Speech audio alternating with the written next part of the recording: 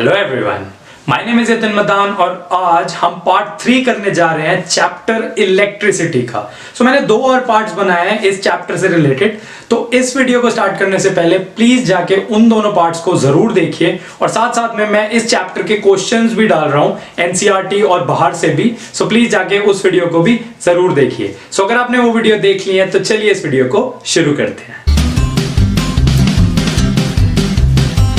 तो जो हमारा टॉपिक है वो है हीटिंग इफेक्ट्स ऑफ इलेक्ट्रिसिटी और हीटिंग इफेक्ट्स ऑफ करंट। तो जो हमारा अगर एक सर्किट को हम इमेजिन करें, ऐसे एक सर्किट है, एक रेजिस्टेंस लगा हुआ है उसमें और पोटेंशियल डिफरेंस भी है। तो जैसे हम पोटेंशियल डिफरेंस लगाएंगे तो हमारा करंट भी फ्लो करने लग जाएगा।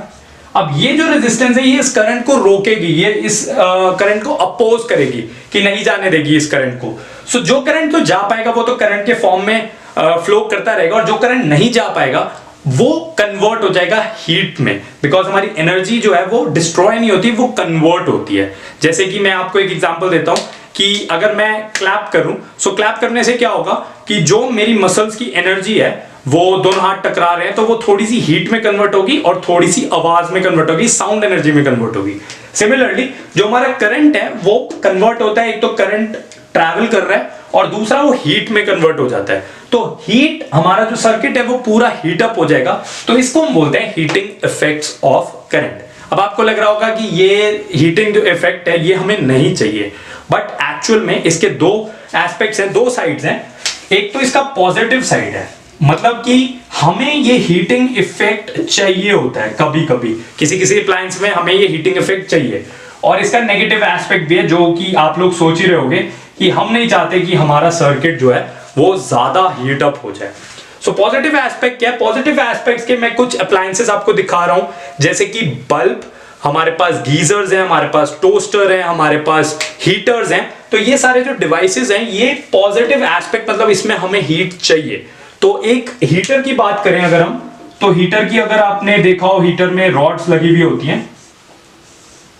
तो इन रॉड्स का मटेरियल ऐसा होता है कि ये करंट को बहुत ज्यादा अपोज करता है। सपोज ऐसे करके करंट फ्लो कर रहा है, ऐसे करके करंट जा रहा है इन रॉड्स में से। अब ये जो रॉड्स हैं ये करंट को रोकती है, बहुत ज्यादा अपोज करती है। इनका रेजिस्टेंस बहुत ज्यादा होता है या फिर रेजिस्टिविटी बहुत ज्यादा होती है, कुछ भी बोल सकते हो आप, रेजिस्टेंस या रेजिस्टिविटी। तो ये बहुत ज्यादा होती है और इसी वजह से ये बहुत ज्यादा हीट अप करता है और इसी वजह से जो हीटर की रॉड्स हैं वो गर्म हो जाती हैं और हमें यही चाहिए हीटर में। तो सिमिलरली गीजर में क्या होता है, बीच में एक फिलामेंट लगा होता है ऐसे करके और इसके अक्रॉस जो है वो वाटर ऐसे करके फ्लो करता है। तो अगर ये हीट हो जाती है तो हमारा जो वाटर फ्लो कर रहे हैं आसपास से वो भी गर्म होने लग जाता है। सेम थिंग है, इसका जो फिलामेंट है, जो इसका फिलामेंट है, इसका रेजिस्टेंस बहुत ज्यादा होता है या फिर रेजिस्टिविटी बहुत ज्यादा होती है। तो ये भी क्वेश्चन आता है कि ये जो रॉड्स हैं मेटल से बनी होती हैं या एलॉयज से? तो इसका आंसर है एलॉयज से, बिकॉज एलॉयज की रेजिस्टिविटी या रेजिस्टेंस बहुत ज्यादा होती है। अगर हम बल्ब की बात करें तो बल्ब में फिलामेंट होता है जो कि बहुत ज्यादा हीट अप कर जाता है। बल्ब का जो फिलामेंट होता है वो टंगस्टन का बना होता है और ये भी क्वेश्चन आता है 1 मार्क का कि फिलामेंट किस चीज का बना होता है। The answer is tungsten. Tungsten क्या होता है, वो हीट अप करके ग्लो करने लग जाता है और इसीलिए हमारा बल्ब जो है वो इस हीटिंग इफेक्ट ऑफ करंट को यूज करता है। अगर हम नेगेटिव एस्पेक्ट की बात करें तो हम नहीं चाहते हमारे डिवाइसेस हीट अप हो जाए। फॉर एग्जांपल हमारा मोबाइल फोन हीट अप हो जाए या हमारा जो लैपटॉप है वो हीट अप हो जाए, बट वो आपने देखा होगा कि वो हीट अप हो जाते हैं। उसके लिए हम क्या करते हैं, फैंस यूज करते हैं। लैपटॉप की बात करें तो फैन यूज करते हैं जो कि हमारी एक्सेस हीट को निकालने की कोशिश करता है, बट हम इस हीट से कंप्लीटली बच नहीं सकते। जब हमारा सर्किट वर्क कर रहा है तो हमें हीट रिसीव होगी और वो हीट किस पे डिपेंड करती है? वो डिपेंड करती है रेजिस्टेंस पे अभी के लिए, बट मैं आपको बताऊंगा फॉर्मूले के साथ कि वो हीट किस पे डिपेंड करती है। हमें कभी कभी हीट चाहिए भी और किसी किसी केस में हमें वो हीट नहीं चाहिए। अगर आपका मोबाइल जल्दी हीट अप होगा और आप गेम खेल रहे हो और वो हीट अप हो जाएगा तो आप चाहोगे कि उस ब्रांड का मोबाइल फोन मैं ना लूं। ये है positive and negative aspects of heating effects of current. तो इसी हीटिंग इफेक्ट से हमारे पास एक फॉर्मूला बन के आता है जो कि है पावर का। अगर एक सर्किट है, हम सर्किट को दोबारा से इस बार ड्रॉ कर लेते हैं। ये हमारे पास एक सर्किट है और सिमिलरली इसमें एक रेजिस्टेंस है और V और करंट फ्लो करने लग जाएगा जो कि है I। एक बहुत सिंपल सर्किट हमने बनाया। तो इसकी जो पावर होगी हमें निकालना है कि कितनी पावर इस सर्किट में जनरेट हो रही है, कितनी पावर ये जो बैटरी है वो जनरेट कर पा रहा है। सो उसके लिए एक फॉर्मूला हमारे पास आता है कि वर्क डन अपॉन टाइम। तो जो पावर होती है वो होती है वर्क डन, कि कितना वर्क कर रही है ये बैटरी है, ये सेल कितने टाइम में, per unit time. So this is known as power. ये पावर का एक फॉर्मूला आता है, बट हम इस पावर का जो फॉर्मूला है वो ये वाला यूज नहीं करेंगे, बट हम कर सकते हैं ये वाला। बट इलेक्ट्रिसिटी चैप्टर में हमें फॉर्मूला निकालना होगा पावर का, किसमें, पोटेंशियल डिफरेंस में, आई में या आर में। सो हमें इसको डिराइव करना होगा, हमें इस फॉर्मूले को निकालना होगा। सो कैसे निकालेंगे, अब P is equal to work done upon time, ये हमारे पास फॉर्मूला निकल के आ गया। अब वर्क डन का आप याद करो, आपने कोई फॉर्मूला इस चैप्टर में देखा है। अगर आप याद करो, हमारे पास एक फॉर्मूला होता है पोटेंशियल डिफरेंस का, V is equal to work done upon charge. हमने पोटेंशियल डिफरेंस की बात करी थी, तो पोटेंशियल डिफरेंस क्या होता है, किसी भी चार्ज को एक पॉइंट से दूसरे पॉइंट पे मूव करने में जो वर्क डन होता है उसको हम पोटेंशियल डिफरेंस बोलते हैं। तो उसका ये फॉर्मूला था जो कि हम चैप्टर में बहुत बार यूज कर भी चुके हैं और करने भी वाले हैं आगे। तो अब हमें इस वर्क डन को यहां पे रिप्लेस करना है। तो कैसे करेंगे, अगर हम इस फॉर्मूले की बात करें तो इसको थोड़ा शिफ्ट करें, हम Q को इधर लेके जाएं। सो वर्क डन आ जाएगा हमारे पास V इंटू क्यू। सो ये एक फॉर्मूला बन के आता है, और अब हम इस फॉर्मूले को यहां पे इंसर्ट कर देंगे। तो क्या आंसर आएगा, P is equal to V Q upon T. और अगर हम इसको आगे कुछ कर सकते हैं, तो अगर आप करंट के फॉर्मूले पे चलें तो करंट क्या होता है, the charge flowing in a circuit per unit time. तो करंट का ये फॉर्मूला होता है I is equal to Q upon T. तो Q अपॉन टी यहां से हटके हम I को यहां पे ला सकते हैं, क्योंकि यहां पे भी Q अपॉन टी है, आप देख पा रहे हो। सो यहां पे भी Q upon T. So P is equal to V into I। So ये हमारे पास एक फॉर्मूला बन के आता है पावर का। मतलब किसी भी सर्किट की अगर हमें पावर निकालनी है तो हमें पोटेंशियल डिफरेंस और करंट को सिंपली मल्टीप्लाई करना है। सो आई होप ये डेरिवेशन आपको समझ आ गई होगी। Power is equal to work done upon time, उसके बाद वर्क डन को हमने पोटेंशियल डिफरेंस से रिप्लेस करा, उसके बाद Q इंटू टी को हमने I से रिप्लेस करा, और ये हमारे पास पावर का फॉर्मूला बन के आ गया। सो ये बहुत इंपॉर्टेंट फॉर्मूला है, और ये हम न्यूमेरिकल्स में भी यूज करते हैं, और डायरेक्ट बोर्ड में डेरिवेशन भी आता है इसका। तो इसके बाद चलिए अपने नेक्स्ट टॉपिक पे चलते हैं। सो नेक्स्ट टॉपिक जो है हमारा वो है जूल्स लॉ ऑफ हीटिंग। सो ये हीटिंग का एक लॉ है। मैंने भी आपको बताया कि एक सर्किट में से करंट फ्लो करता है तो हीट अप हो जाता है सर्किट। तो इसका एक लॉ है, मींस वो हीट किस किस पे डिपेंड करती है। अभी मैंने आपको बताया कि वो रेजिस्टेंस पे डिपेंड करती है, जितना ज्यादा रेजिस्टेंस उतनी ज्यादा हीट, बट किसी और चीजों पे भी वो डिपेंड करती है। और एक हीट का फॉर्मूला भी होता है कि कितनी हीट इस सर्किट में जनरेट हो रही है, तो उसको हमें डिराइव करना है, उसको हमें निकालना है, और ये एग्जाम पॉइंट ऑफ व्यू से बहुत ज्यादा इंपॉर्टेंट है। तो चलिए इसको एक बार देख लेते हैं। तो अभी हमने पढ़ा कि पावर का एक फॉर्मूला होता है। एक सर्किट हमने सिंपल सर्किट दोबारा से यहाँ पे बना रखा है, तो बैटरी लगा रखी है, रेजिस्टेंस है और करंट फ्लो कर रहा है। तो हमने एक फॉर्मूला पढ़ा कि पावर जो होती है इस सर्किट की, जो पावर होती है वो होती है V इंटू I, मींस कितना पोटेंशियल डिफरेंस है और कितना करंट है। अब अगर हम हीट की बात करें तो हीट जो होती है वो कितनी पावर उस सर्किट की है इनटू टाइम, मतलब इस कितने टाइम में इसमें पावर जनरेट हो रही है।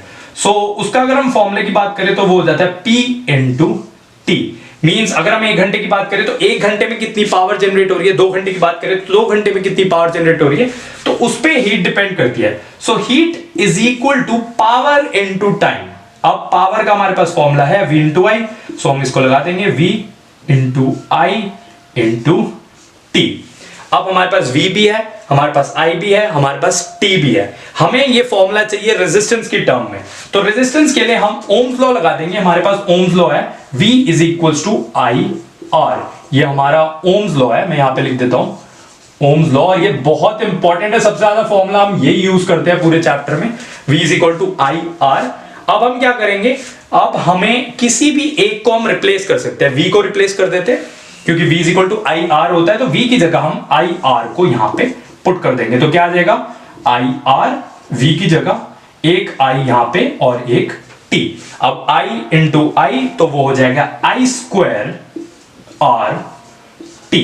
तो H is equal to I square R T, और ये है हमारा Joule's law of heating. So Joule's law of heating के हिसाब से जो हीट होती है किसी भी सर्किट की, वो डिपेंड किस पे करती है, द स्क्वायर ऑफ करंट, वो डिपेंड किस पे करती है, रेजिस्टेंस पे, और वो किस पे डिपेंड करती है, टाइम पे। आपने देखा होगा आप मोबाइल फोन जितना ज्यादा यूज करते हो उतना ज्यादा वो हीट अप हो जाता है। कोई भी डिवाइस हम जितना ज्यादा यूज करेंगे, एक तो उसमें अगर करंट ज्यादा फ्लो करेगा तो ज्यादा हीट अप होगा, रेजिस्टेंस पे डिपेंड करता है, और वो टाइम पे डिपेंड करता है।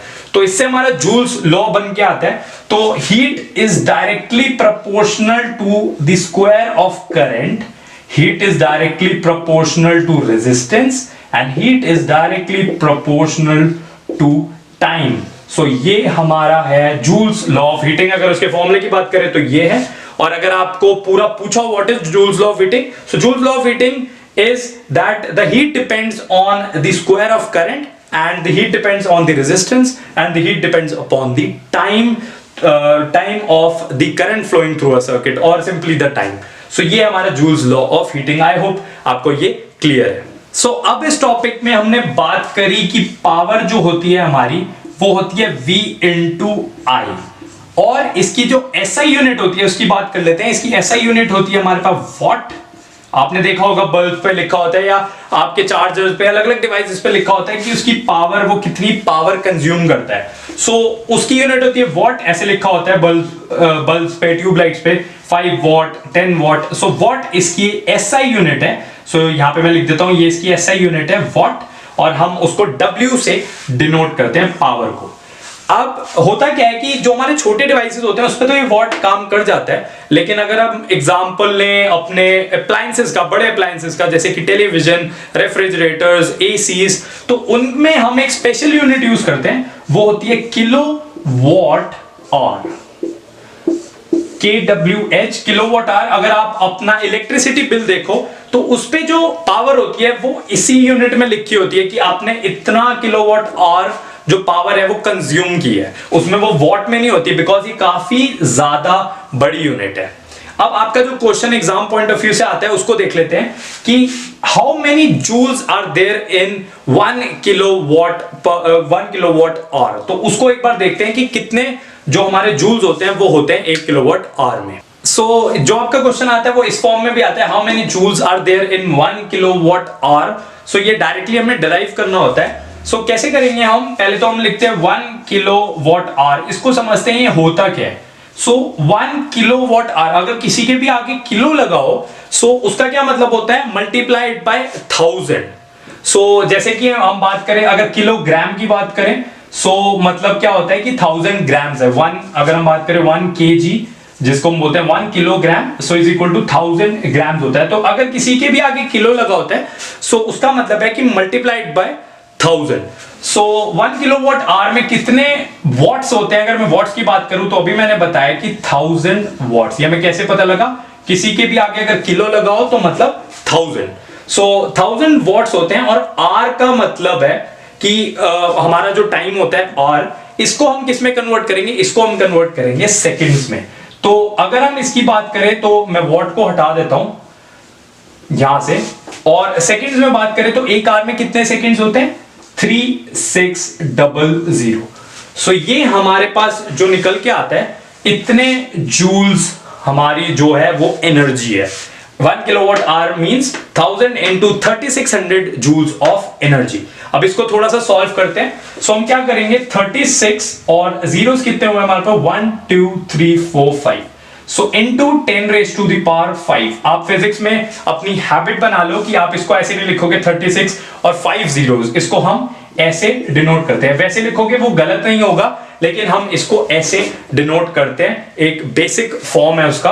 तो मैं इसको अभी यहां से काट देता हूं। सो इसके बाद अब हम इसको और सॉल्व करते हैं। तो हम क्या करेंगे, इसको ऐसे लिखते हैं 3.6 into 10 raised to the power of 6 joules। अब ये क्यों लिखा है मैंने, क्योंकि फिजिक्स में हम कभी भी किसी भी टर्म को ऐसे नहीं लिखते, जैसे हमारे पास हो 445 into 10 raised to the power of 8। तो ये भी सेम है, बट हम क्या करते हैं, एक डेसिमल यहां पे लगाते हैं, मतलब एक डिजिट के बाद हम डेसिमल लगाते हैं और इन जीरोस को हम चेंज कर देते हैं। मतलब कि अब ये हमारा डेसिमल यहां पर है, आप इसको ऐसे भी लिख सकते हो, अभी हमारा डेसिमल यहां पर है, हमें इसको डेसिमल को थोड़ा इधर शिफ्ट करना है। तो अगर हम इस डेसिमल को इधर शिफ्ट करेंगे तो इसको करने से हमें क्या करना पड़ेगा, इसको मल्टीप्लाइड बाय 100 करना पड़ेगा। तो कैसे हो जाएगा 4.45 इंटू 10⁸ और किससे मल्टीप्लाई किया 100 से, क्योंकि हमने डेसिमल को शिफ्ट किया है। बहुत छोटी क्लासेस में आपको बताते हैं। सो अब ये हो जाएगा 4.45 इंटू 10⁻10 बिकॉज ये 8 है और ये 2 है। तो ऐसे हम इसको लिखते हैं। तो 3.6 इंटू 10⁻6 जूल्स। अब ये हमारे पास जूल्स में आ गया आंसर। तो ये था कि how many joules in 1 kilowatt hour. So इसका आंसर क्या आएगा 3.6 इंटू 10⁻6 जूल्स। और ये डेरिवेशन फॉर्म में आता है, आपको इसको डिराइव करना होगा। सो ये था हमारा चैप्टर इलेक्ट्रिसिटी। होप आपको सारे के सारे कॉन्सेप्ट्स क्लियर होंगे। अगर आपको कोई भी कॉन्सेप्ट नहीं समझ में आया या कोई भी डाउट है तो प्लीज कमेंट सेक्शन में वो डाउट आप मुझसे पूछ सकते हो। और जो इसके क्वेश्चंस है तो साथ साथ वो वाली वीडियो जरूर देखना जिसमें मैंने क्वेश्चंस एक्सप्लेन किए हैं एनसीईआरटी के, ताकि आपका जो कॉन्सेप्ट है वो और अच्छे से क्लियर हो जाए। सो इसी के साथ ये था हमारा video and see you in the next video. So bye bye.